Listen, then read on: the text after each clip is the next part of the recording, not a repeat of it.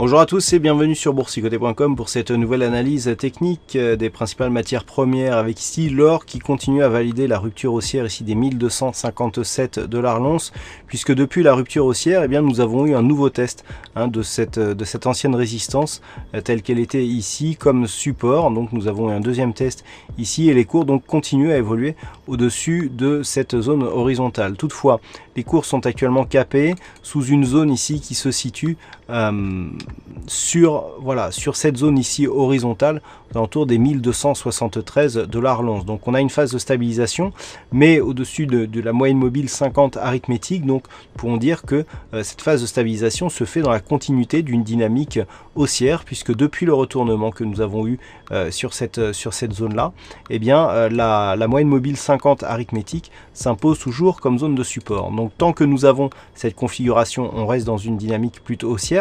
En cas de rupture ici de cette zone horizontale et du support qui est donné ici par la moyenne mobile, eh bien on pourrait avoir un premier signal de retournement. Du point de vue des indicateurs, c'est relativement neutre, donc on surveillera ici la moyenne mobile et le support horizontal des 1257 $ l'once.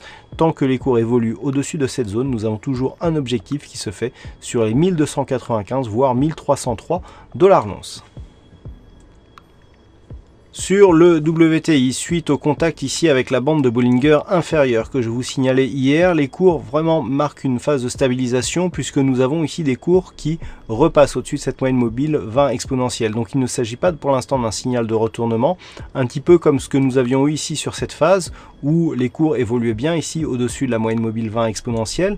Puis suite à une cassure, on était revenu sur cette moyenne mobile, mais celle-ci ne s'était plus imposée ici comme zone de résistance. Regardez, nous avons une configuration assez similaire avec ici donc le contact sur la bande de Bollinger inférieure et les cours ici qui reviennent directement au-dessus de la moyenne mobile 20 exponentielle. Toutefois, il semblerait que à l'inverse de cette configuration-ci, eh bien, on n'ait pas une dynamique directe qui nous ramène sur la bande de Bollinger supérieure.